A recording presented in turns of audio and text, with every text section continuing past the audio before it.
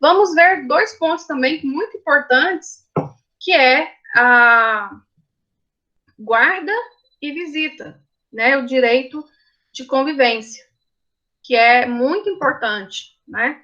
Dentro do direito civil, dentro do direito de família, no âmbito do direito de família, as ações que mais movem o Poder Judiciário são essas, né? Ações que são voltadas para questões de guarda, regulamentação de visitas, alimentos, sendo que hoje em dia não se fala mais em visitas, né? O certo é falar o quê? Direito de convivência, que é um direito, inclusive, que não é do pai e da mãe, o direito é do menor, né? O direito de visitar, entre aspas, né? Que a gente tem essa expressão ainda latente, mas a visita, a convivência, ela deve ser oportunizada para o menor, né? É o menor que vai, por isso que esse direito, ele é preservado, né?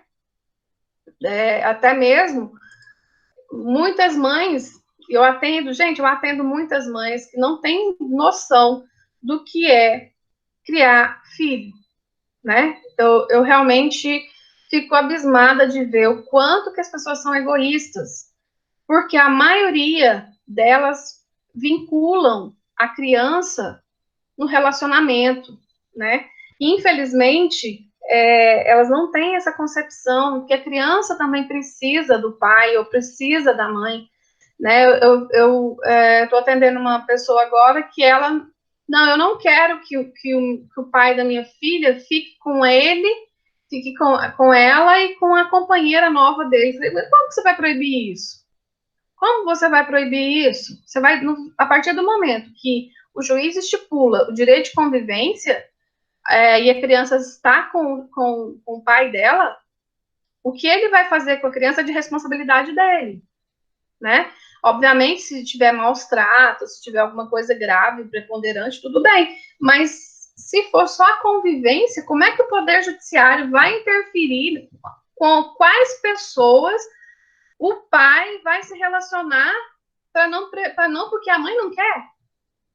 Então, realmente, a gente vê muitos absurdos que acontecem nesse âmbito do direito de família, porque as pessoas realmente perdem a noção, sabe? A partir do momento em que há o rompimento do relacionamento, as pessoas realmente perdem a noção e acabam que confundem as coisas, acham que o filho é propriedade plena, né? E que não vai ceder. Não é bem assim, o direito não é da mãe, não é do pai, é do menor. O direito de convivência, né? Obviamente que é do pai também, é da mãe também, mas é voltado para o princípio do melhor interesse do menor. Não é voltado pensando no pai, pensando na mãe, né? O juiz ele vai definir as questões de guarda, para quem tiver melhor condições de criar aquela criança. E nós estamos falando aqui de condição não financeira, é condição, às vezes, disponibilidade de tempo, né? Não é só, tem muitas mães que ficam assim, mas o meu marido tem meu ex-marido ou o pai do meu filho tem melhor condição financeira do que eu tenho medo do juiz tomar a guarda, passar a guarda para ele. Eu falei, não, mas isso não é assim que funciona. Muitas vezes ele pode até ter mais condições financeiras, mas ele não tem disponibilidade de tempo, ele não tem, né, não tem afinidade com a criança. E isso tudo é levado em consideração, né, quando o juiz vai fixar a questão da guarda e a questão também da convivência. Então, a gente vai entrar num tópico que chama da proteção da pessoa dos filhos, que abrange, né, a guarda, abrange visitas, abrange no chamado direito de convivência, né, e também a fixação de alimentos, que é um calo, né, no sapato de muitas pessoas, né, porque acha que muitos pais, muitas mães acham que a partir do momento em que a criança, que o pai paga a pensão ou que a mãe paga a pensão, aí sim ele tem direito de visita, direito de convivência, sendo que esse direito ele não é convencionado, ele não está vinculado à questão do pagamento de pensão. Né? O pai não tem que pagar uma pensão para ver o filho, ele tem que pagar a pensão para suprir, né, a subsistência do filho, e não simplesmente pagar para ter a possibilidade de ver o filho. Então, as pessoas, muitas mães falam, né, eu vou atender, às vezes, pessoas falam, não, ele não vê a criança não, mas também ele não está pagando pensão, tipo assim, sabe? Então, ele não precisa ver, porque ele não está pagando. Assim, são coisas que a gente ouve, que a gente fala assim, meu Jesus amado, né? A pessoa é louca, né? A pessoa está redondamente enganada de ter esses princípios, né? É lógico que precisa pagar, né? Fixar a pensão para a criança, mas não é isso, não está vinculado à questão do direito de convivência, né? Então, vamos falar sobre guarda. O Código Civil, ele traz, né, a respeito da guarda, está previsto no artigo 1583, parágrafo 2º do Código Civil. E para quem que o juiz vai conceder essa guarda? Para quem revelar ter melhores condições de de exercer essa guarda, né, nos termos do artigo 1583. Então, sempre vai estar atrelado ao princípio do melhor interesse da criança. Porque está o quê? É um princípio que está fundamentado com o direito fundamental previsto na Constituição Federal, no artigo 5º, parágrafo 2º da Constituição Federal. Então, gente, é um princípio que deve ser seguido, ou seja, buscar sempre o melhor interesse da criança. O Código Civil, ele tem guarda estabelecida, a guarda unilateral, que ocorre quando um dos genitores fica com a guarda da criança e o outro irá exercer o direito de convivência com essa criança, né? Então, a guarda unilateral, ela é atribuída a um só dos genitores, ou alguém que vai substituir, né, esse genitor. E a guarda compartilhada, também prevista no Código Civil, como que é essa guarda compartilhada?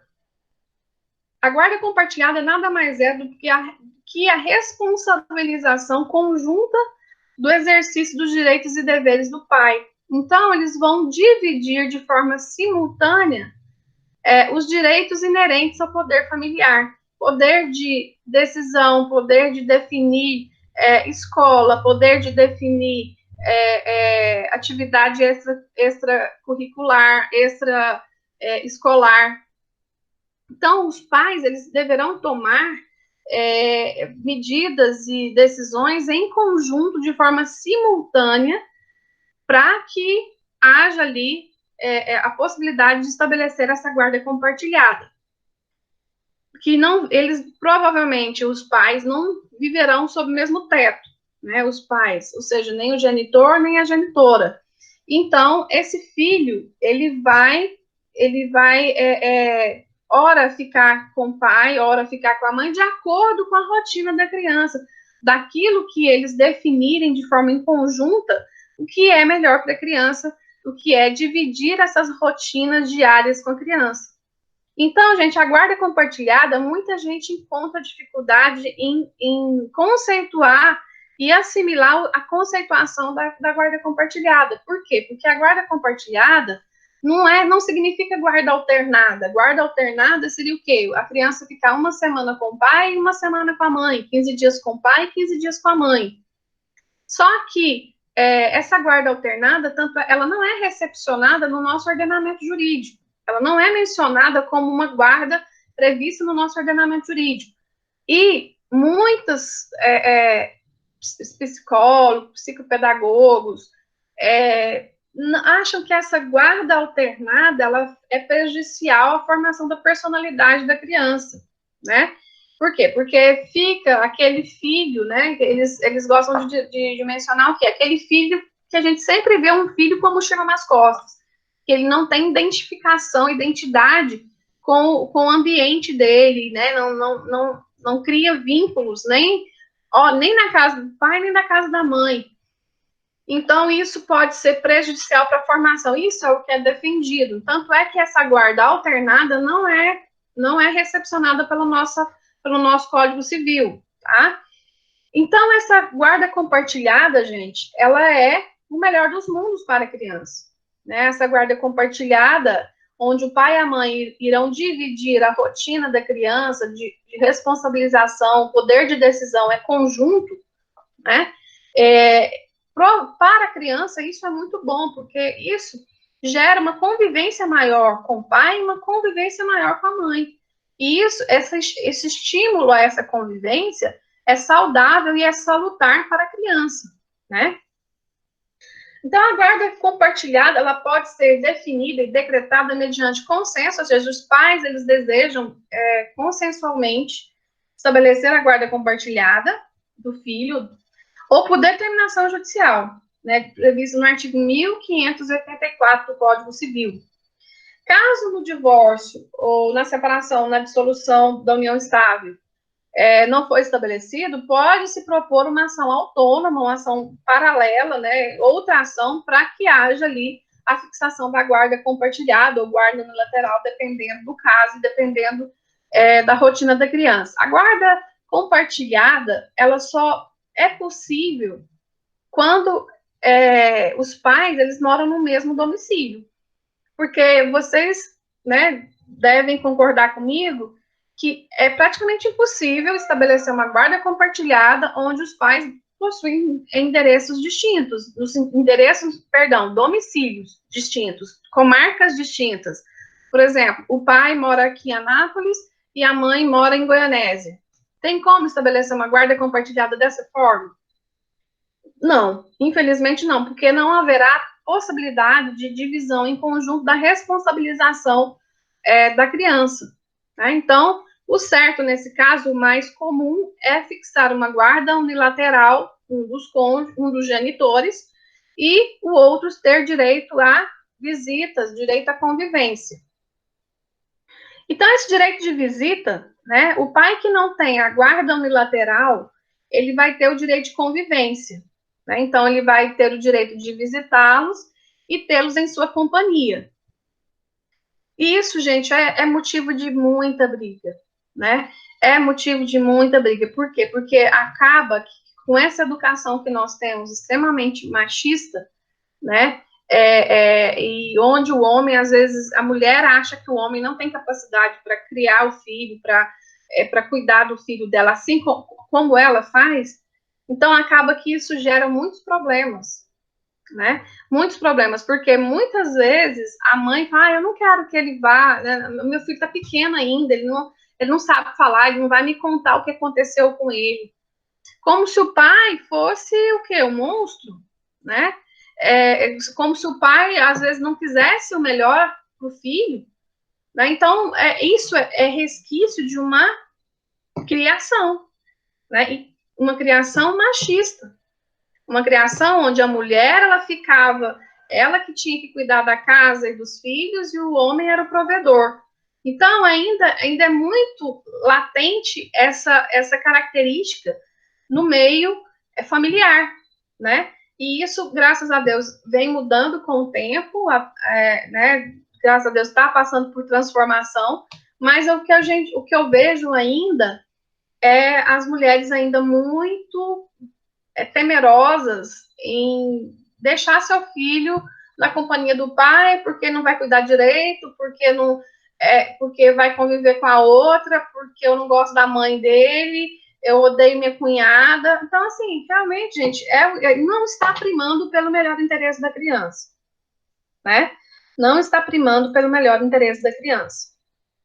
E esse direito de convivência não é só do pai e da mãe, também é extensivo aos avós, né? A criança, para formar a sua personalidade, ela também tem que conviver com os familiares. A convivência também é imprescindível, é importante, faz parte da formação da personalidade da criança, a convivência com os avós, a convivência com os tios.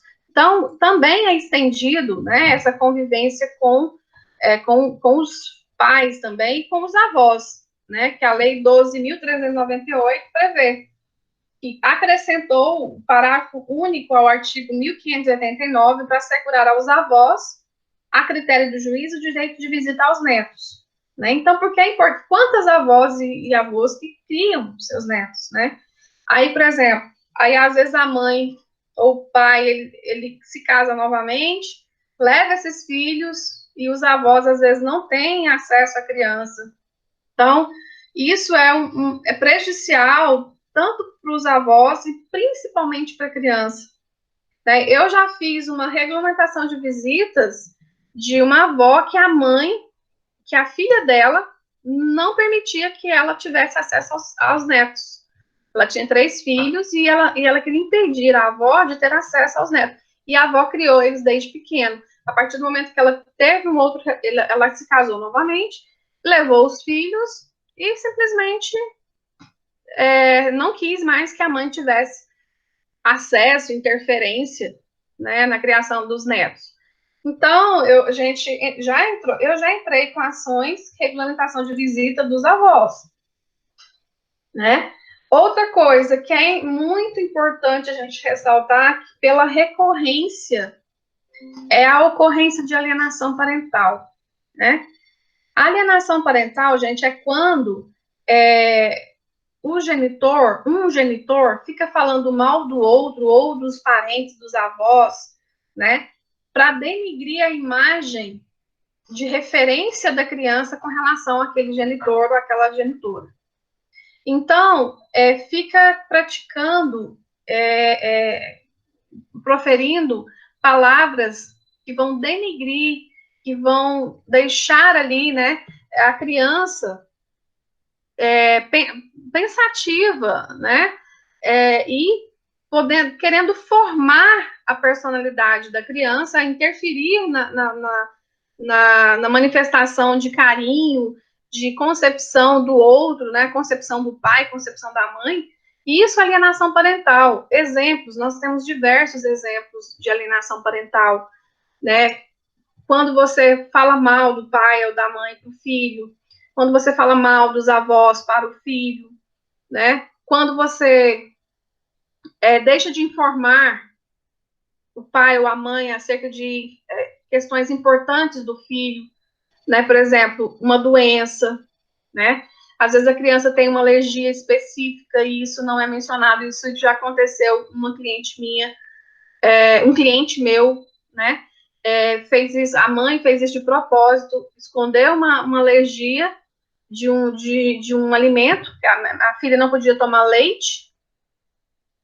porque ela tinha uma alergia, intolerância, né, ou seja, não, eu vou deixar, ela vai passar mal na mão do pai, né, e ele vai ter que devolver.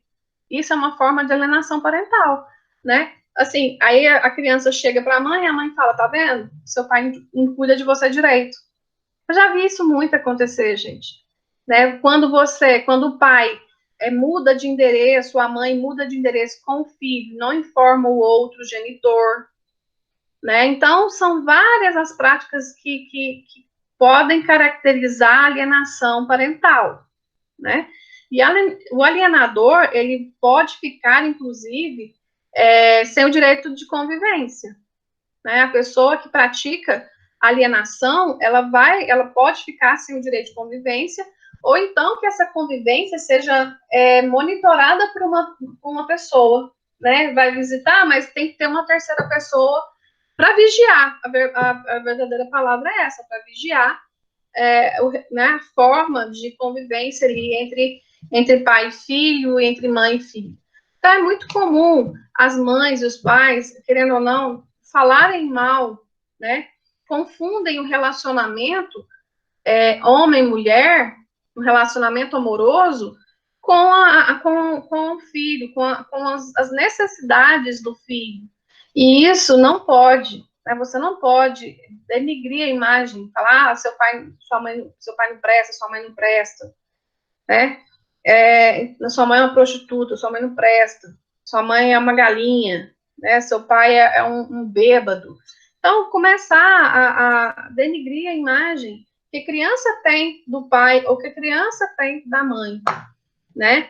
Então, isso realmente acontece muito, né? E muito difícil de provar.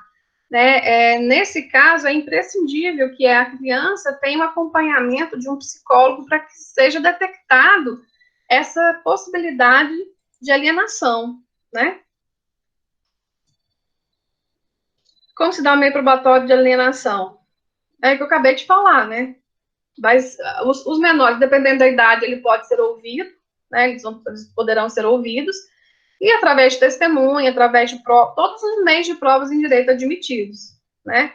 Em regra, o que é mais comum de se detectar a questão de se a criança realmente está sofrendo alienação é um laudo psicológico. A criança, você levar a criança, né, para fazer sessões de terapia, para que seja detectada a possibilidade de ocorrência de uma alienação. A alienação parental é muito difícil de comprovar, né? Muito difícil realmente de comprovar. Por quê? Porque você vai ter que produzir provas para comprovar que aquela criança está sofrendo, né, na mão desse alienador, está sofrendo esse tipo de interferência na imagem do outro. Então, todos os meios de provas, mensagem no WhatsApp, áudio, manda fazer no caso, vai no cartório, né? Ai, eu esqueci o nome agora. Faz, né, para que transcreva tudo que está descrito nas mensagens de WhatsApp ou mensagem de áudio, né? Para que se junte ao processo. Tudo isso, né? O próprio comportamento da criança, e isso quem vai testar mais é um psicólogo, né? Então, pode ser vários meios de provas. Bom, então a alienação parental é a interferência na formação psicológica da criança e adolescente, promovida, no caso, é induzida por um dos genitores, pelos avós. O avô também, a avó pode praticar alienação? Nossa, pode muito, né? Faz com que a criança comece a repudiar o genitor e comece a impedir a formação de vínculos com outro genitor ou com a avó, né? Então, gente, a lei que rege essa alienação parental, a síndrome da alienação parental, é a Lei 12.318. Ela é de 2011. 12.398. Ela é de 2011. Bom, com relação à guarda, alguma dúvida sobre a guarda? Sobre guarda? Vocês estão tão caladinhos. Tô falando sozinha. Tão ruim.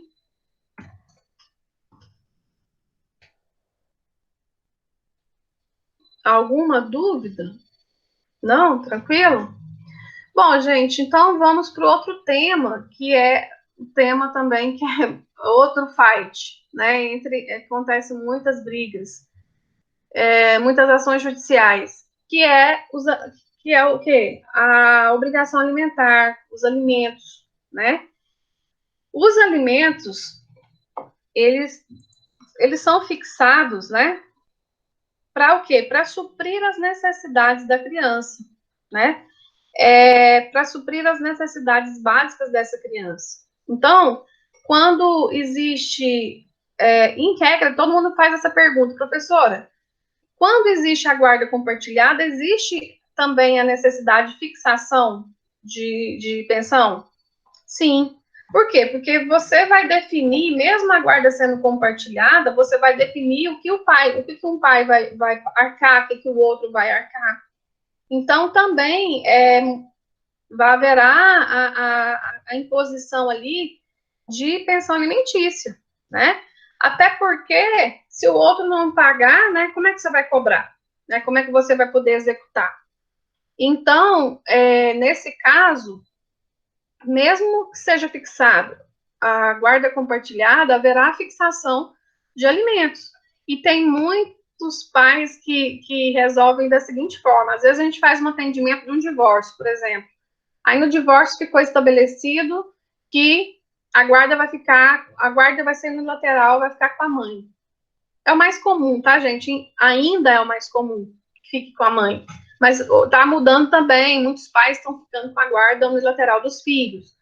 Aí o que acontece?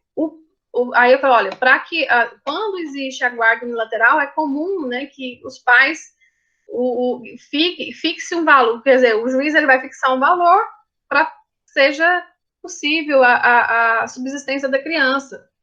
Aí o pai, às vezes, fala assim, não, e se a guarda for compartilhada?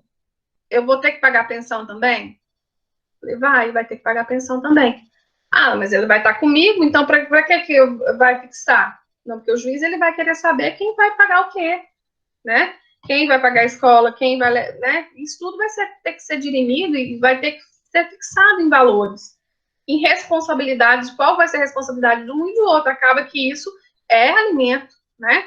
Então, os alimentos, eles são, esses alimentos têm uma conotação muito ampla, né? Não é simplesmente comida, alimentação, mero sustento. Quando a gente fala alimentos, envolve muito outros valores também, por exemplo, vestuário, habitação, lazer, né, educação, profissionalização. Então, alimentos abrange tudo, todo o auxílio prestado para o filho, para que ele possa prover suas necessidades.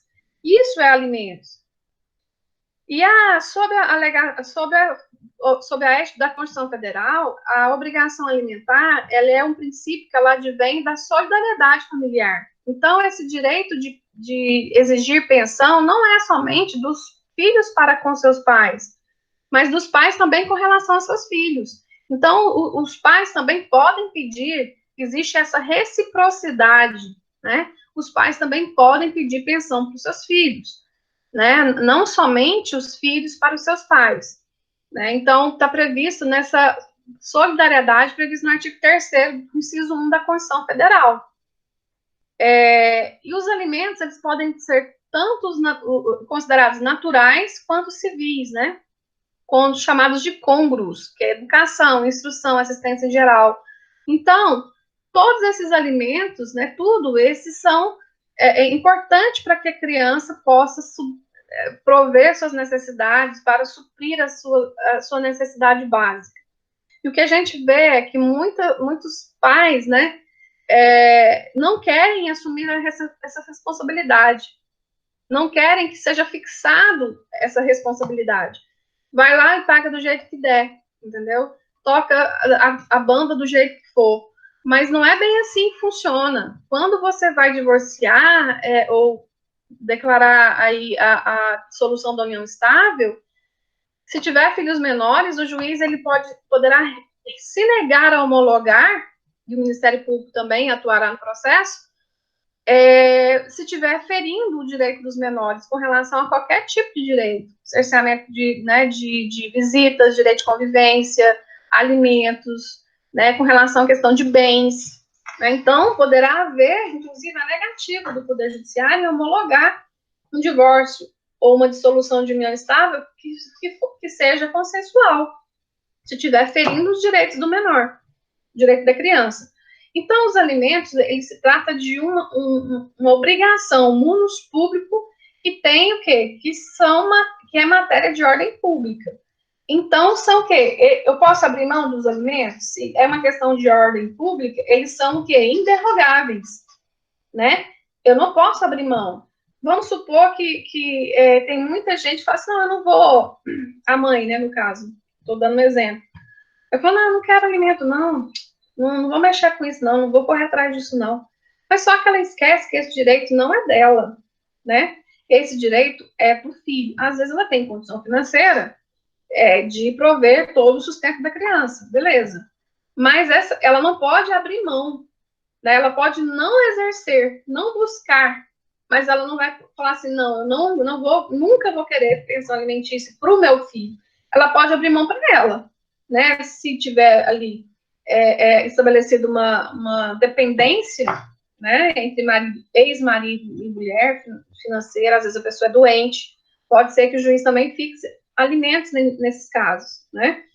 Então, conforme prevê o artigo 1707, não pode haver a renúncia do direito a alimentos. Não pode haver, inclusive, compensação. Tem muito pai que fala assim, às vezes até mesmo eu já vi isso acontecer. Às vezes na partilha de bens, vamos supor que o marido fala assim, a mulher fala assim, não, eu vou pegar a sua metade na casa. Então, vamos fazer o seguinte: não precisa pagar pensão para os filhos. Então, fica como compensação. Não, gente, né? Não é assim que funciona. Ela está fazendo compensação, ela está abrindo mão de um direito que não é dela. Isso não pode acontecer. Professora, Oi, pode falar. vamos supor que a mãe abrindo mão do direito alimentício, né, que ela não pode, ela não tem esse dever. A avó materna, ela pode exigir, indo Se, contra ela, a vontade da mãe? se a criança estiver precisando, né? Assim, é, a avó está exercendo a guarda, ela está criando os meninos. A mãe mora com a avó, só que por orgulho a mãe não quer receber a pensão do pai. Não, pode sim, pode. Pode, até o Ministério Público, né? Ah, Pode sim. sim, com certeza. Né? Então, pode haver, assim, a avó pode buscar alimentos, porque já que a mãe não está fazendo, né? Não está buscando. Porque, infelizmente, os menores eles não exercem seus direitos por si ainda. Precisam ser representados ou assistidos. Né? Então, a avó poderá representá-los ou assisti-los nessa ação, buscando a fixação de alimentos. Não, nesse caso, a mãe já é de maior, ela tem 26, só que ela. Não, tô falando que a avó vai assistir e representar os menores, Ah, sim, não a sim. mãe. Não a mãe. É porque a mãe está deixando de exercer um direito dos filhos, né? Uhum, Então a avó poderá fazê-lo em seu lugar, entendi. entendeu? Uhum. Então vamos lá. Os alimentos eles podem ser fixados, poderão ser considerados de forma provisórios, definitivos, e nós temos ainda os provisionais. Os provisórios são os alimentos que são fixados em sede de liminar, né?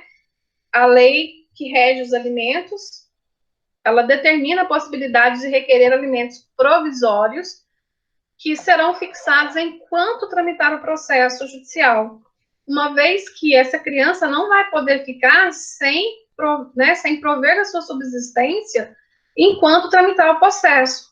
Então, por isso que já no momento que você entra com uma ação de alimentos, você já deve ter pedido, né, nessa petição inicial, a fixação dos alimentos provisórios, tá? Então, esses alimentos provisórios são fixados enquanto perdurar o processo que fixará de forma definitiva os alimentos.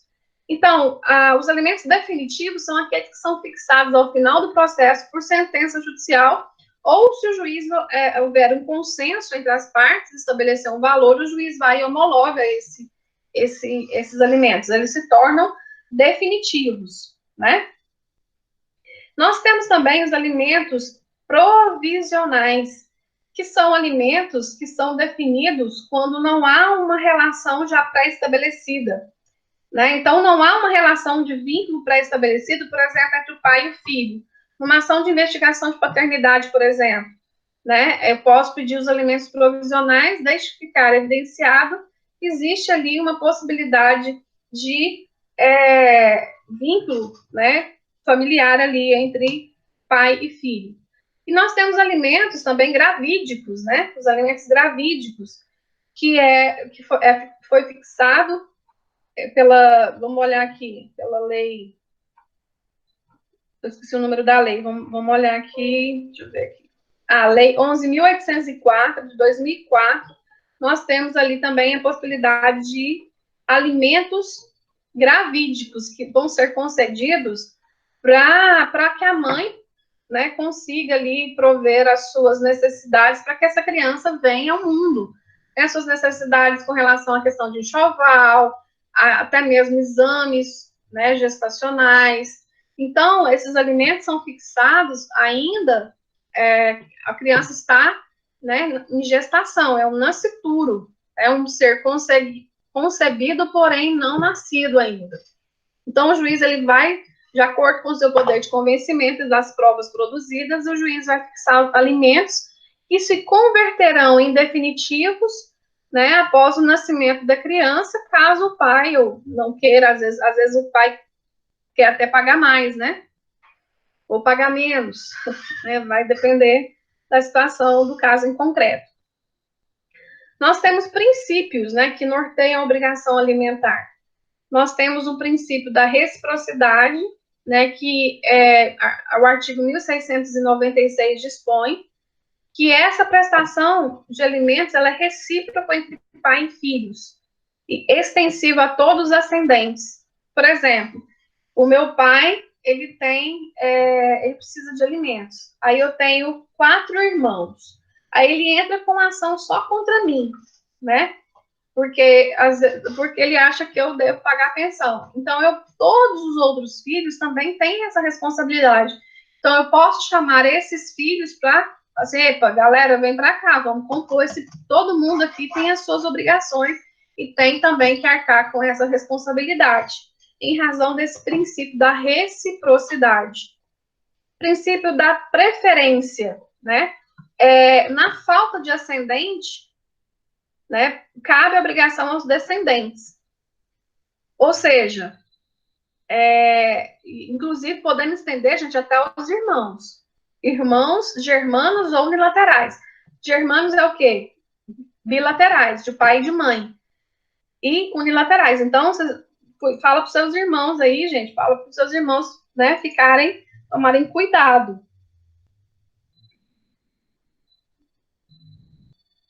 Hã? Não entendi. É porque o Cristo zoou com a minha cara aí, professor. Que eu cortei assim. Não, tem nada não. Deixa eu perguntar. Em questão da pensão alimentícia, é obrigatório ser em espécie ou pode ser convertida no próprio alimento ou roupa, sendo comprovada, né?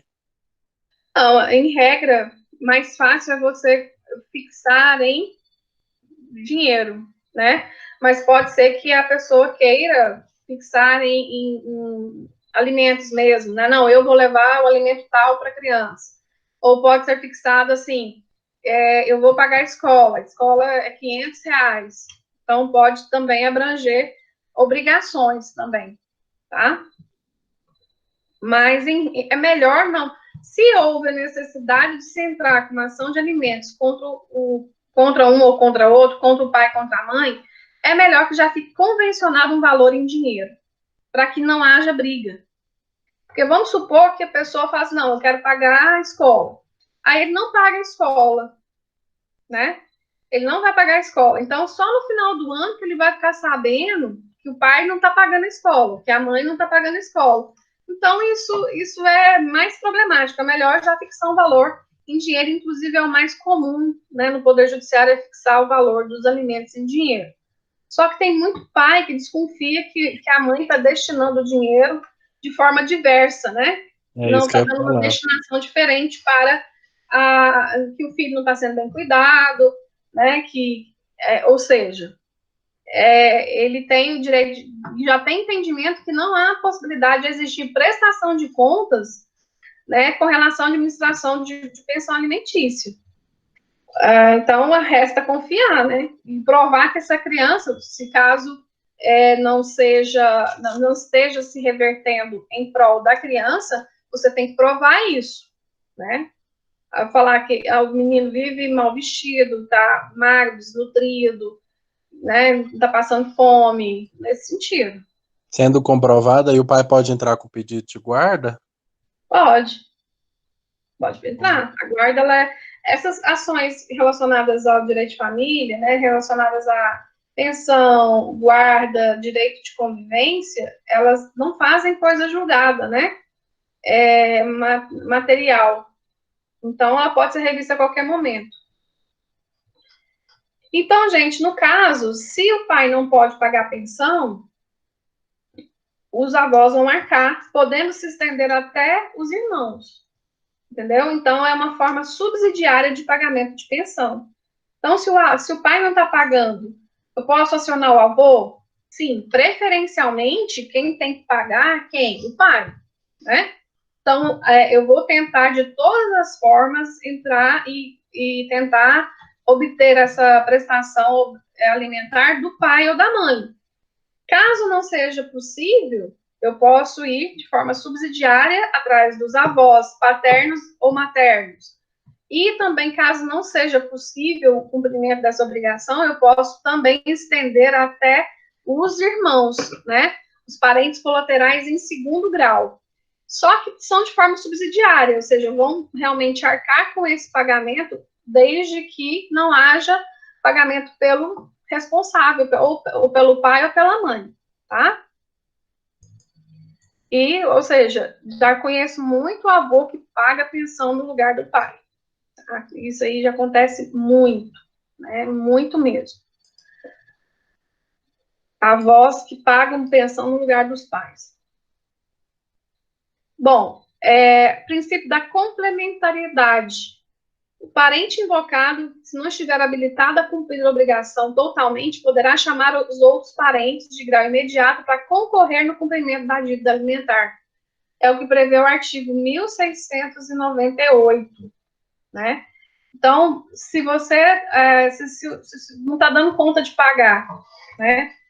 Então, eu posso recorrer aos outros parentes conforme essa questão subsidiária que eu acabei de dizer. Princípio da transmissibilidade. Os alimentos... Não entendi, professora. Hã? Não entendi. No caso, o pai, ele não dando conta de pagar a pensão, ele pode pedir aos avós ou aos irmãos, Sim. Pode ser sendo acionado os obrigado, avós e os ele irmãos. Inclusive, Maria Berenice Dias entende que essa obrigação deveria ser estendida até o 4º grau colateral. Porque se até o 4º grau colateral pode haver herança, então poderá haver obrigações também. Poderá haver direito de herança, né, até o 4º grau, conforme o Código Civil prevê, então ela entende que a extensão também pode ser até o 4º grau colateral. Então, tios, né, primos poderão arcar. Mas o que a lei, né, o que a doutrina vem entendendo é até realmente, até os irmãos. Isso aí é o que ela defende, Maria Berenice Dias defende esse ponto, né? Eu acho que os alimentos acabam que tem que restringir aos próximos. Só se realmente esses próximos não tiver condições de arcar com o pagamento da obrigação alimentar e a criança necessitar. Né? Eu já tive um caso onde a gente pleiteou alimentos, mesmo o rapaz, ele tinha 20 anos, mas ele era incapaz, ele ficava numa cadeira de roda, e o que a mãe ganhava, né, o que a mãe ganhava não, porque a mãe não podia trabalhar, o que ele ganhava, porque ele era aposentado, ele tinha um benefício, quer dizer, não era suficiente para suprir as necessidades da criança, porque ele tomava muito medicamento, problema de coração, fisioterapeuta, vários, né? Então, nós entramos com uma ação de alimentos, mesmo ele sendo maior, né? Para complementar, porque a mãe não estava dando conta de sustentar o filho, né? Ela tinha o dinheirinho dela, às vezes ela fazia, né, alguns trabalhos manuais, mas o que ela ganhava, juntamente com a pensão, né, com o benefício que ele tinha, não era suficiente. Então, nós entramos. Gente, o povo... E outra coisa, viu, Gabriel? Você está falando aqui, ó. Os juízes, os magistrados, o Ministério Público, eles são muito categóricos ao afirmar isso que você está falando. Né? Eles não falam vai capinar um lote, mas eles falam, se o senhor não está tendo condições de arcar com o pagamento da pensão, trabalhando em um serviço somente, então o senhor vai ter que arrumar um outro serviço complementar, né? Obviamente não manda o cara capinar um lote, mas resumidamente manda ele se virar de outra forma, né? Ou ele ou ela. Por quê? Porque a criança precisa de subsistência, né? Precisa de prover as necessidades da criança. Então, eu já fiz muita audiência, que o juiz, que no caso, às vezes as pessoas entraram com revisionais de alimentos e alegando, às vezes, que constituiu uma outra família, que vai nascer um outro filho, que não tem condições de pagar a pensão do valor estipulado. O que o juiz ele fala? Se você, ele não fala porque ele é polido, mas eu já assisti a audiência em que o juiz, ele proferiu essas palavras. Se o senhor não tem competência para ter um filho, por que o senhor teve um segundo filho? Né? Então, eu já assisti uma audiência dessa, achei muito bom, fiquei muito feliz por dentro, a minha alegria irradiava, não podia sorrir, né? Mas a minha alegria irradiava pelos meus olhos, né? Da alegria que eu fiquei do juiz manifestar dessa forma. Professora, Ah, a pessoa que está pedindo a pensão, ela, caso o pai não tenha possibilidades ou venha a falecer, alguma coisa do tipo,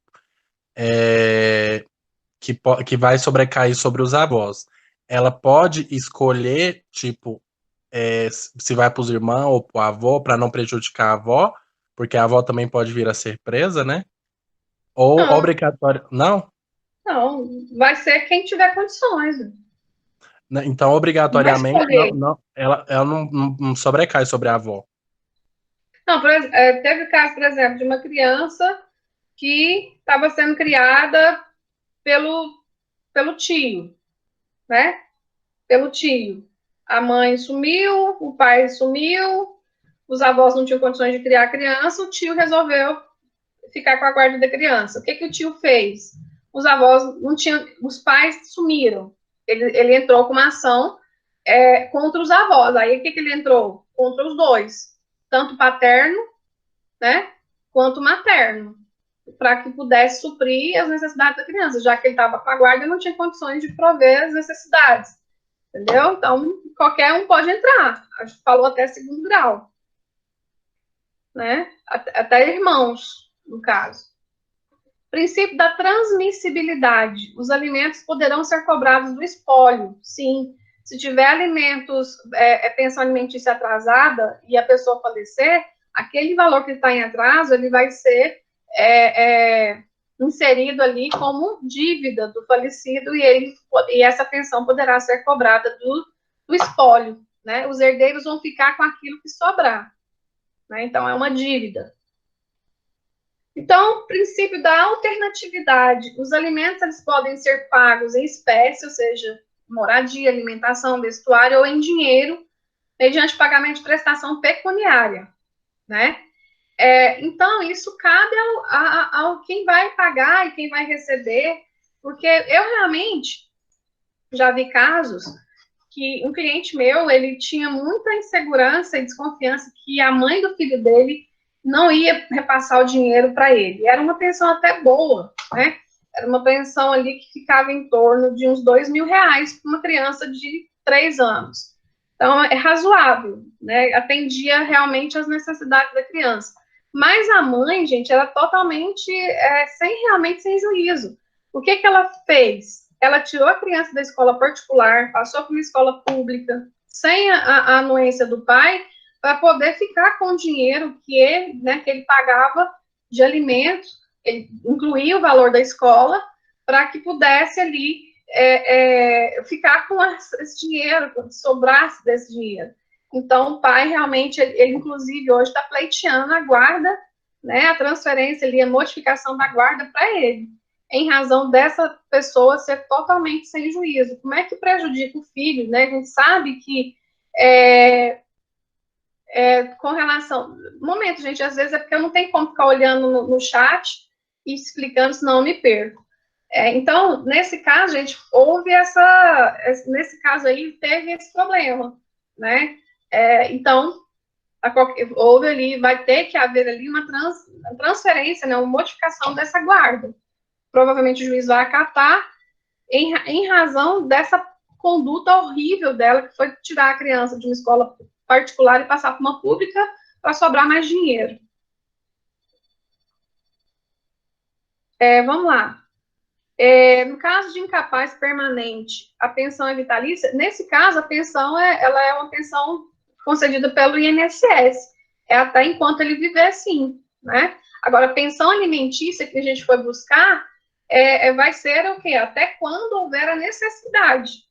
Nesse caso de incapacidade, nesse caso específico, acredito eu que vai ser até o momento que realmente, no caso, a pessoa falecer. né? Por quê? Porque a fixação de alimentos, ela demanda um binômio, necessidade de pagamento e possibilidade de pagamento. Necessidade de quem vai receber esses alimentos e possibilidade de quem irá pagar esses alimentos. Então, a partir do momento em que não houver a necessidade de pagamento dos alimentos, quem paga poderá entrar na justiça e pedir o quê? A exoneração do pagamento de alimentos. Entendeu? Essa questão de tempo, ela vai estender, depende da necessidade. Em regra, o pagamento de pensão alimentícia, uma pessoa que não seja incapaz, ela vai até os 18 anos, até a maioridade, podendo se estender até os 24 anos ou ao término da faculdade, ou se ele estiver ainda, se a pessoa estiver estudando ainda. Então, poderá ser estendido, extensível, né? Até os 24 anos ou até o término da faculdade, mas a pessoa, né, o alimentando, tem que estar estudando, né? Tem que comprovar que não está que ele está ainda necessitando dos alimentos para que ele possa continuar a vida estudantil dele, entendeu? Esse é o entendimento dominante. Professora, Pois não. aí a inversão do pedido de pensão, no caso dos pais para os filhos, se dá a partir de qual momento que os pais podem pedir para os filhos, entendeu? Não. Assim, Inversão no caso, os pais pedir pensão para o filho, né? Que existe, né? existe, é a É a reciprocidade. partir de qual idade que o filho ele pode pagar a pensão para o pai, que ele pode fazer o pedido. Aí, Gabriel, quando ele ficar maior, né? Mas Não aí, tem mesmo o como filho não pedir tendo alimentos, bem de o condições, pai pedir alimentos para um filho menor. Então, primeiramente, a partir da maioridade. E segundo, tem que provar que ele tem o quê? Possibilidade de pagamento. O que adianta você pedir alimentos para uma pessoa que não tem possibilidade de pagamento? Pessoa desempregada, como é que ela vai pagar alimentos? Um menino de 18 anos, o pai pede alimentos para ele. em relação a isso, dessa idade, eu perguntei, disse assim, que tem que estar bem de situação, ou tem umas, Está tipo, bem de situação, ele tem que ter pelo menos uma vida estável. profissional estabelecida, né?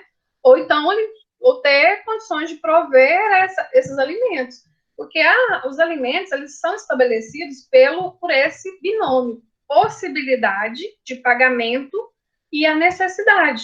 Eu tenho que comprovar esses elementos. Eu tenho que, quando eu entro com uma ação judicial pleiteando alimentos, eu tenho que demonstrar o quê? A necessidade. A necessidade eu provo como? Juntando notas fiscais, recibos de supermercado, de escola, do que o filho gastar. Né? E assim também funciona se for os alimentos dos pais para com os filhos. Então, ele vai juntar o quê? Que ele precisa. E ele vai demonstrar, através de provas, que os filhos têm condições de pagar esses alimentos para ele também. Porque não adianta você pleitear alimentos de uma pessoa desempregada, uma pessoa que não tem condições, ou pessoa que não tem patrimônio, né? Muita gente, às vezes, esconde isso. Então, você tem que dar indício ao Poder Judiciário que ele tem condições de pagar aquele valor pretendido e buscado na obrigação alimentar. Respondi sua pergunta? Sim. Bom, gente, então, o binômio que é exigido para a fixação dos alimentos são binômio de necessidade e possibilidade de pagamento. Paulo Lobo e outros doutrinadores, Maria Berenice Dias, defende também um terceiro elemento, que é razoabilidade e proporcionalidade. Né? Então, ou seja, deve ser fixado de forma proporcional e de forma razoável também. Mas o que a lei determina é que deve ser fixado a partir do binômio necessidade e possibilidade de pagamento.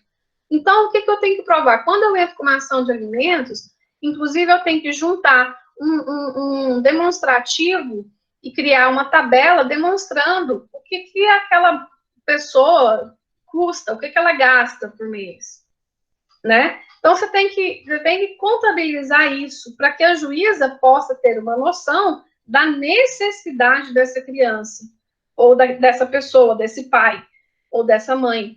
E, em contrapartida, você tem que, em regra, demonstrar o que? A possibilidade de pagamento. Se a pessoa tem trabalho de carteira assinada, beleza, tranquilo. Se ela tem uma capacidade contributiva, ótimo. Agora, se ela não tem uma capacidade contributiva, como que a juíza vai determinar, ou o juiz, o magistrado, vai determinar a fixação dos alimentos? Ele vai pelo mínimo, né? Em regra, ele vai fixar o quê? 30% do salário mínimo, ou um valor, 50% do salário mínimo. Então, vai depender do caso apresentado, né? Do caso apresentado. Então, isso vai depender muito. E eu conheço muita gente que fala, não, então tá bom, então já que ela quer, ou ela quer em cima do meu salário, então eu vou sair do emprego e vou trabalhar como free, né? Às vezes ele pede para o patrão dele mandar ele embora e ficar ali, né, trabalhando informalmente, para que não tenha incidência ali de pagamento de pensão, porque pode haver, inclusive, o pedido de desconto em folha, né? Você pode pedir, se a pessoa tiver carteira assinada, o desconto em folha. Eu entrei com a ação agora que o requerido, né, o pai da criança, ele é um bombeiro. E a juíza fez uma pesquisa da capacidade contributiva dele e chegou à conclusão que ele ganha mais ou menos, em média ali, né, uns R$ 8.000. A juíza fixou os alimentos provisórios em 2 salários mínimos. Então, vai depender muito da capacidade contributiva, da possibilidade de pagamento e da necessidade da criança. Eu provei também, obviamente, que a criança precisa de 2 salários mínimos para prover, né, as necessidades da criança. O cara tá puto. Porque, né, vai descontar na fonte, vai descontar na folha, né? A professora, mais 2 salários mínimos, né? Claro, mas é de acordo com a possibilidade e necessidade de pagamento. É bravo, hein? 2 salários mínimos. É o quê? 2.000 e vai na bolinha. 2.080. 2.080. Mas no caso, é só ele que vai pagar, né? No caso, aí vai ser só ele, né? Porque a guarda é da mãe, né? A guarda da mãe. A guarda é no lateral. Tá. Bom, o Gabriel está perguntando, se a criança entrega adoção, ela perde, sim, ela perde qualquer direito, sucessório, alimentar, tudo. Ela desvincula completamente da família biológica. Eu digo em questão assim, da família ter, como fala, divisão de bens, aí perde qualquer tipo de direito. Direito sucessório também ela perde. Ela tem direito sucessório da família biológica. Ela perde esse direito também. E é recíproco, né? Também a família biológica perde com relação ao filho que foi adotado. É recíproco. O pessoal fala 2 salários mínimos, que é muito para criança. Gente, quanto que é uma escola? Quanto que menino come pra caramba, né? Criança come igual uma draga. Realmente não é barato. Lógico que vai depender do padrão de vida, né, da condição financeira, óbvio. Se a criança, às vezes, estuda na escola pública, depende de várias questões. Mas o que deve ser levado em consideração é que essa obrigação alimentar, gente, ela também é recíproca, né? Isso, obviamente, vai depender da capacidade contributiva, mas tanto o pai quanto a mãe são obrigados a prover os alimentos dos filhos. Muitas vezes, quem está com a guarda unilateral pensa que é só o outro que tem que pagar. O outro que tem que pagar, não. Existe ali também essa proporcionalidade. Então, se o pai que paga a pensão, aí eu até concordo com o que o agora quem falou foi o... Foi eu, professor. Não, o Cristiano, né? Que é muito, né? Achei Nesse que você tinha caso, falado em questão do pai. 2 salários mínimos. Aí, professora, mas uma criança, no caso, essa criança tem 2 anos de idade. Essa criança gasta tudo isso? Aí, nesse caso específico, a juíza definiu por quê? Porque a mãe está desempregada. Então, ela não tem capacidade contributiva. Então, a juíza decidiu que realmente a criança precisa daquele, né? E o pai precisa daquele valor, Mas e o pai tem essa capacidade contributiva. Mas é lógico que existe a obrigação, ela é solidária, né? Os dois têm que pagar, mas de acordo com a capacidade contributiva de cada um. Se o pai ganha mais que a mãe, a capacidade dele contribuir, a possibilidade de pagamento dele é maior, e vice-versa, né? Então tem que levar em consideração isso. A sentença aí eu achei muito injusta. Em questão do... Eu achei que foi ótimo, ela era minha cliente. Aquela pergunta, professora, que eu fiz para a senhora, se pode ser invertida, que a pessoa me perguntou, né? Pode ser? Eu falei, depende do caso, igual a senhora falou que era se tivesse maus tratos e tal. Agora, em questão dos pais querer, porque ver a mãe na festa, aí, não, tá usando meu dinheiro. Aí eu peguei e falei pra pessoa, né, que tá usando o seu dinheiro, mas a criança sendo tratada, tá bem tratada, tá viva, tá, né, nutrida, porque eu falei, o seu dinheiro não chega nem aos pés do que ela gasta com o filho em casa. Gente, a maioria das pessoas tem que ter a concepção que quem fica com a guarda acaba que gasta muito mais que criança. Né? O pai ou a mãe que fica com a guarda unilateral, ela acaba que gasta mais. Porque aquele dinheiro que vem uma vez por mês. E a criança, ela tem várias coisas que gasta no decorrer do mês. Né? É uma festa na escola que pede, é um material na escola que pede. É uma doença que chega sem avisar, né? E outra coisa, além da fixação dos alimentos, o juiz, ele determina que 50% das despesas extraordinárias sejam arcadas também. 50% pelo pai e 50% pela mãe. Além da fixação dos alimentos, o juiz, ele fixa isso, que não está previsto em lei, né? Não há, inclusive, fixação de valor, de percentual a ser fixado a título de pensão alimentícia. Todo mundo acha, né, que é 30% do valor dos proventos. Não é isso, vai depender da possibilidade e a necessidade. O juiz vai ter que analisar isso, ele vai analisar as provas produzidas no processo. Entenderam? Então, não é que vai ser sempre 30% do salário mínimo. Certo? Vai ser de acordo com a possibilidade e a possibilidade e a capacidade contributiva, a possibilidade de pagamento, a necessidade de quem vai receber esses alimentos e a possibilidade de quem vai pagar esses alimentos. Né? Então, deve-se haver existe esse equilíbrio, é um equilíbrio, está tentando estabelecer um equilíbrio daquilo que a criança precisa com aquilo que o pai ou a mãe pode pagar, né? Possibilidade de pagamento. O próprio nome já diz, é possível, ele tem condições de pagar isso? Isso vai comprometer a subsistência dele, né? Mas a gente sabe que o juiz, ele sempre vai olhar para o quê? Para o princípio do melhor interesse da criança. Sempre. Né? A criança, gente, 30% do salário mínimo é o quê? Hoje. Né? Vamos, R$1.000, né? O salário mínimo. R$300, gente. R$300. Então, a porcentagem tem... Vamos supor que a mãe, né, não conseguiu provar, a juíza também não conseguiu provar que esse pai ganha mais dinheiro. Ele não tem carteira assinada, mas ele é um profissional, mas ele ganha R$5.000, mas não teve como provar isso.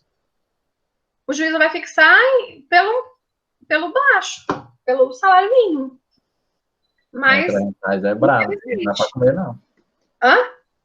Não dá para comer, não. Nem para o moço, se você for falar, não, isso é para criança, mas mesmo assim, não dá. Se precisar tomar um antibiótico, um remédio no decorrer desse mês, vai dar problema. Professora, então, em questão a porcentagem, não tem não tem fixação. Você pode procurar o Código Civil de cabo a rabo. Não haverá fixação. Então, é o juiz que estipula. É de acordo com a possibilidade e necessidade. Então, eu tenho que provar. Por isso que eu tenho que juntar documentos da criança. Eu peço para as mães, nota fiscal o recibo do supermercado, nota fiscal, paga aluguel, traz o contrato de aluguel, traz o que você paga de água e energia. Aí a gente vai fazer o quê? Uma média. Quantas pessoas tem na casa? A criança também tem que ser contabilizada. Então, quanto que essa criança, em média, ela sai, ela gasta, ela precisa para sobreviver? É mais ou menos isso que a gente tem que fazer. Se você não junta esses documentos, como é que a juíza vai saber quanto que essa criança gasta? Ah, mas tem muita gente que forja documentos. O juiz ele vai outros elementos probatórios. Se ele estiver desconfiado, ele vai pedir mais provas, né? Professora, deixa eu tirar a dúvida da senhora, posso? Pode. Temos Sim, todo então, no caso do pai, vamos colocar o pai, né, que é mais comum, né? Paga pensão. Não, é sério, todo mundo sabe que o pai é mais que paga pensão. É verdade, infelizmente. É, seguinte, o pai paga pensão, vamos supor, paga, em base do salário mínimo, paga R$ 300. Nesse caso aí, tipo, cai uma obrigação dele ajudar no supermercado, aliás, em farmácia, nesse trem? As despesas extraordinárias. O que abrange as despesas extraordinárias? Esse valor é os alimentos dos básicos. E as despesas extraordinárias? São todas aquelas despesas não previstas e não cobertas pelo SUS, né? Por exemplo, vai no médico, não conseguiu atendimento pelo SUS, não era urgente, teve que pagar um médico particular, isso é despesa extraordinária. Teve que comprar um medicamento, né, para um tratamento específico de uma doença, isso é despesa extraordinária. Entendeu? No caso é dividido, né? Isso é 50% para um, 50% para outro. Entendi. Entendeu? Isso aí Agora, tá para todos, né? Tipo, para todos, independente do valor da pensão, né? independente do valor da pensão. Entendi. Se o material escolar fica R$1.000, 500 para um, 500 para outro. Por isso que eu falo, as pessoas têm que levar em consideração as mulheres, que a gente, já que você está falando que a maioria é homem, eu vou falar que a maioria é mulher, eu falo, não é só ele que tem que pagar a pensão. É difícil, às vezes, você falar isso para um cliente, uma cliente sua, né? Olha, minha filha, a coisa não funciona dessa forma, não. Você também tem que pôr a mão no bolso, né? Porque muitas vezes elas acham que, pelo fato de estar com a guarda, pelo fato de estar cuidando durante a semana, ou, né, se for estabelecido essa convivência, essas visitas de forma quinzenal, que eu acho prejudicial para a criança, então ela acha que então ela não tem que pagar nada. Né? Isso não é, isso é dividido. Essa obrigação ela deve ser compartilhada. Ela é uma obrigação solidária. Mas essa obrigação, professora, ela tem que ser feita em pedido ou pode ser comprovada, guardar um comprovante e depois pedir com o valor da pensão? Não, tudo que ele comprar que for extraordinário, ele tem que guardar uma nota fiscal, um recibo, e ele pode juntar no processo para que possa receber, se o indivíduo não pagar de forma, né, se ele quiser pagar por vontade própria. Ele vai poder executar, inclusive, essas despesas extraordinárias que não foram pagas. Entendeu? Bom, gente, vamos lá. Com relação à exoneração de pagamento de pensão, o que é isso? É o momento, né, da extinção dessa obrigação alimentar. Quando acontece? Como eu falei para vocês, em regra acontece quando a pessoa atinge a maioridade. Ou, caso ela esteja ainda estudando e necessitando dos alimentos. Então, atingiu a maioridade, para de pagar de forma automática?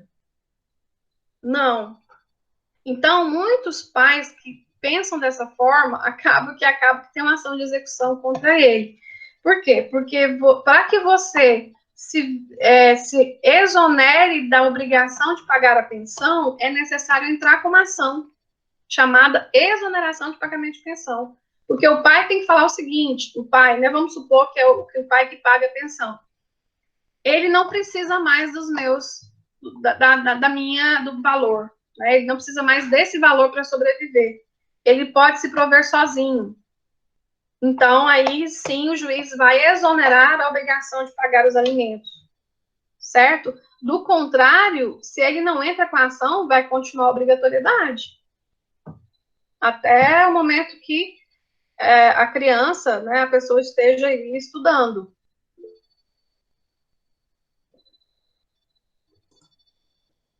Deixa eu ver aqui a pergunta, qual que é? Em questão da pensão de... Pode ser dividido esses valores? Sim, né? Gente, a responsabilidade, ela é igual, né? Ela é do pai e da mãe, né? Então, deve ser partilhado, deve ser dividido, né? Mas o pai tem a obrigação de pagar pensão ali para prover uma necessidade de até mesmo de sobrevivência daquele feto, né? Para que ele venha a nascer de forma saudável, de forma concluir assim a gestação. Né? Então, deve-se também, se a mulher tiver condições financeiras, o que a gente vê muitas vezes que acontece muito com os jovens, né?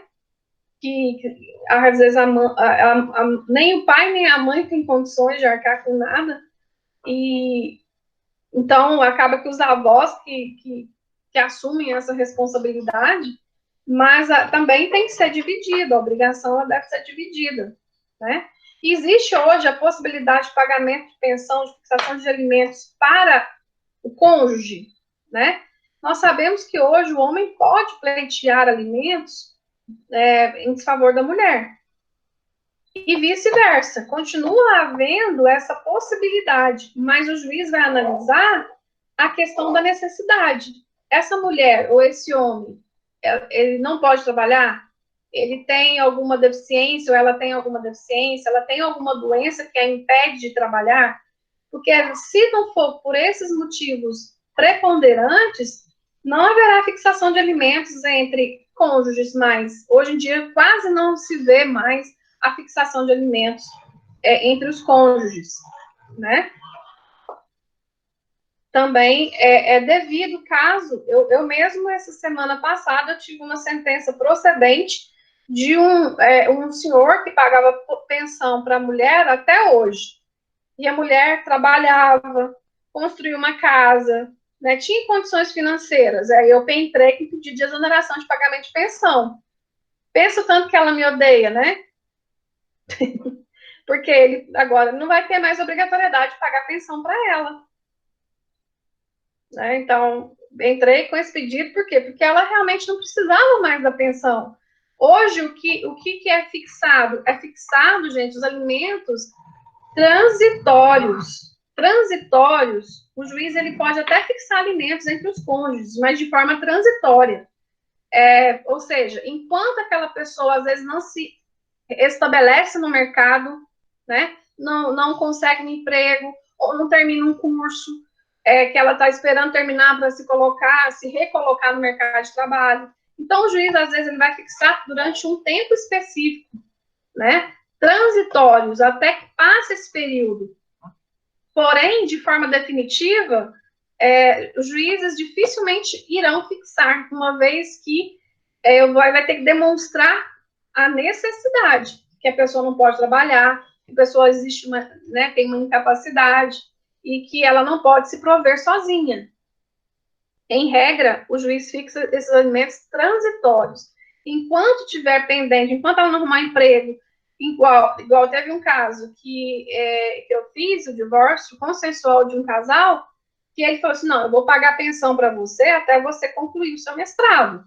Então, ou seja, até é um alimento transitório. Vou pagar a pensão para você até você arrumar um emprego.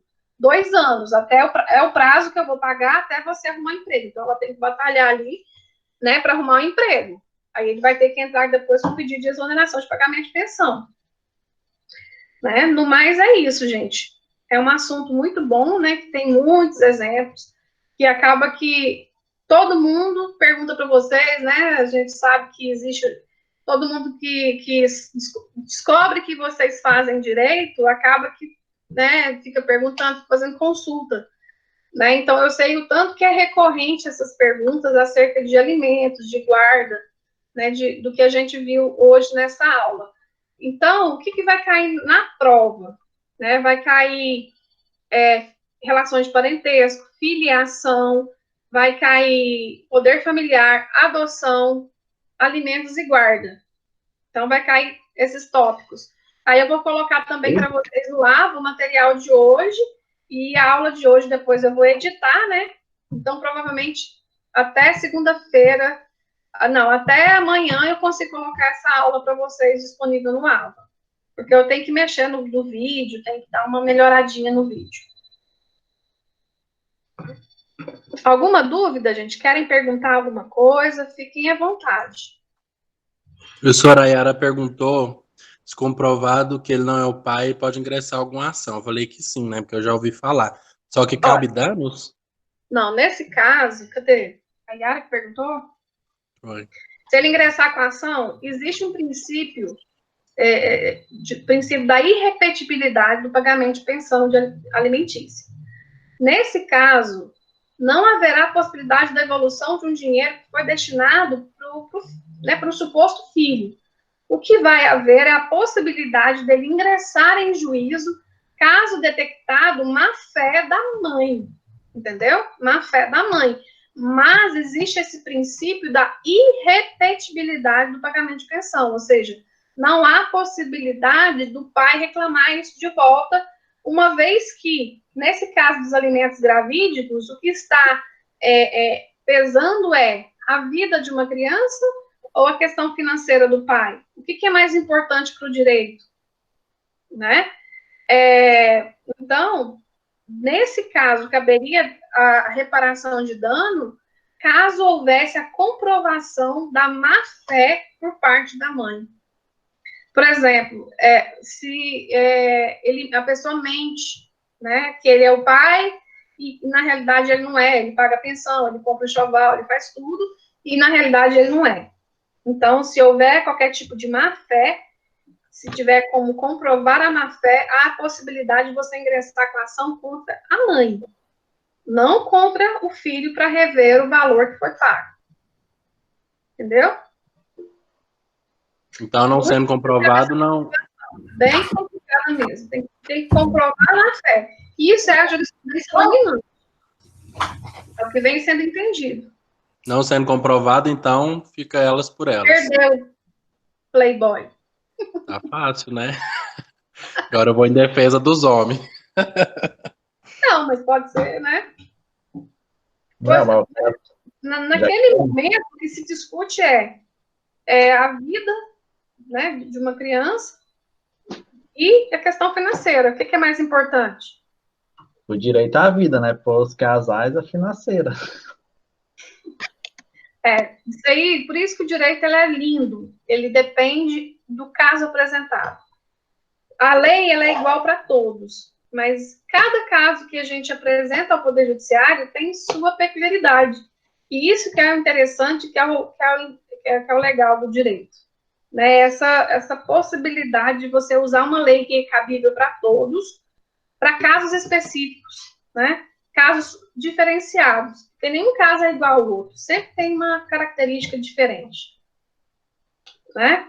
Então, gente, no mais, eu vou deixar o material para vocês disponíveis. E já tem lá, já está bem organizadinho o AVA, se vocês olharem. E eu vou colocar também os tópicos da prova para vocês lá no fórum, tá? E a gente se vê na semana que vem, né? Semana que vem, eu acho que não parece que só pode postar material, não pode ter aula síncrona, que é o momento que vocês estão fazendo prova, né? Então, vocês têm para fazer prova do dia 18 ao dia 24. 24. Tá? Aí a gente vai se falando, qualquer coisa eu mando uma mensagem pro representante, pro Gabriel. Tá bom? Ok, muito obrigado. Obrigada, que bom que vocês ficaram. Né? Foi ótima a participação de vocês, adoro quando a aula é assim. Né? Então, eu acho que a gente tem que aproveitar esses momentos, né? Já que a gente não está podendo se ver pessoalmente, mas qualquer dúvida que vocês tiverem, que eu puder ajudar, eu estou sempre disponível, é só pegar meu contato com o Gabriel, que eu estou disponível, tá bom? Okay. Fiquem com Deus, até semana que vem, bom final de semana, né? Fiquem em casa, usem máscara, tá? E fiquem com Deus. Sora, não fala de pegar contato, não, é fórum. Hã? Porque senão todo mundo me chama em privado e pede contato do professor, que a direção não permite, é no fórum de comunicação. Pode tirar a dúvida lá no fórum, mas se for uma questão, às vezes, profissional, né? Profissional é outro caso. Pode solicitar meu serviço ali pelo WhatsApp, tá bom? Era bom a gente obrigado. ter um grupo do direito de família, porque aí pronto, né? E colocar só o representante e eu para manifestar, para recado, para não ficar tudo nas costas do Gabriel, coitado. Coitado, Gabriel, de boa o dia todo aí, ó. Só dorme bom. Para administrar o grupo, entendeu? Porque aí fica mais fácil a comunicação. Em todas as turmas eu fiz isso e foi muito bom. Só vocês querem me colocar, vocês não me querem. Colocar o Cris representante. Ele tá falando que é de boa, pra ele ver tanto que é de boa. Nunca na minha vida eu faço uma cagada dessa.